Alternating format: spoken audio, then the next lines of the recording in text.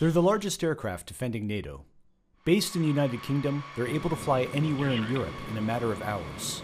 They're the heavy bombers, and they're ready to protect the alliance. Fairford Air Base, England, 6 in the morning. Dawn is just beginning to break, but these U.S. Air Force crew members with Bomber Task Force Europe have been up for hours preparing for a mission that will take them over Eastern Europe, where they'll practice supporting Allied ground forces. For them, it's just another Monday.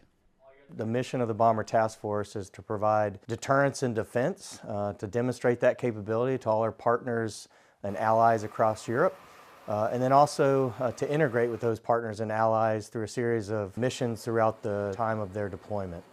Ultimately, when we fly with those NATO allies and partners, we increase the strength of our assurance to the allies, and we send a powerful message of deterrence to our adversaries. The U.S. Air Force has deployed heavy bombers to Europe since 2018. Often, they send the B-52 Stratofortress, one of the longest-serving and most reliable aircraft in NATO's arsenal. Its crews affectionately call it the Buff, big, ugly, fat fella. But what it lacks in looks, it makes up for in endurance. The B-52 can fly marathon, globe-spanning missions that begin and end in the United States. Still, being deployed to Europe has distinct advantages.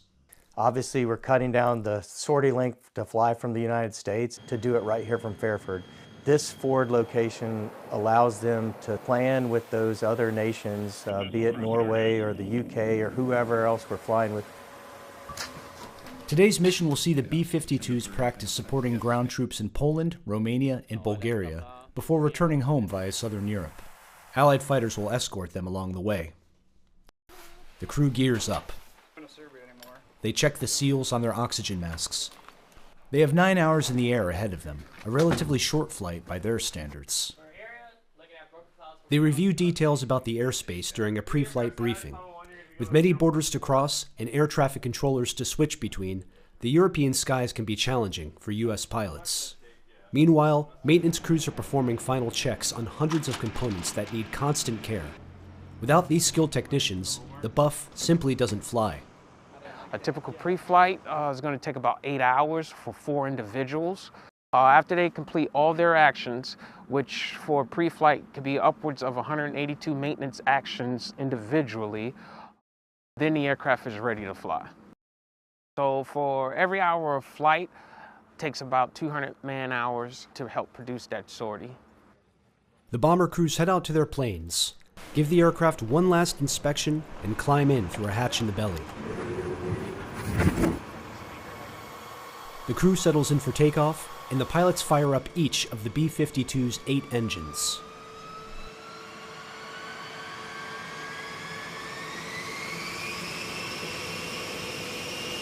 Flaps down, throttles max. With 68 tons of thrust at its back, the massive plane takes off. Going here. You're tracking. 2 flaps tracking. Flaps are stopped. Good for the right turn to 360. The B-52 has a crew of 5, each with their own specific role. So you have the aircraft commander. He sits in the left seat. He's responsible for the safe employment of that aircraft.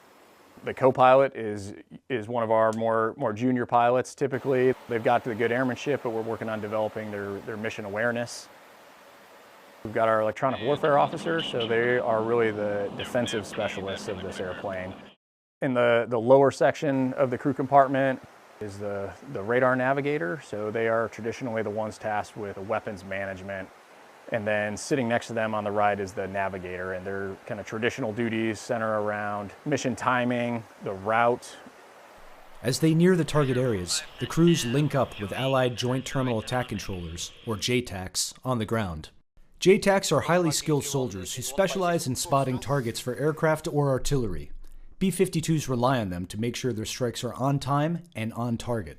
We can't expect to have U.S. forces on the ground everywhere, so the ability to train with those guys real time while we're out here on these BTFs is incredibly valuable. As the bombers cross Europe on their training mission, fighter jets from Allied nations fly up to meet them. It's good practice for everyone involved. If called upon to defend Allied territory, the fighters would be responsible for protecting the bombers from incoming threats. we're out there learning from each other. It's really cool to have those fighters join up on your wing, and you can tell, even with a mask on, the guys flying the fighter jets have a big smile on their face. They're happy to be there, happy to be working with us, and then getting to work on some of those tactics and then have the ability to debrief it and make us better. It's just a really cool opportunity.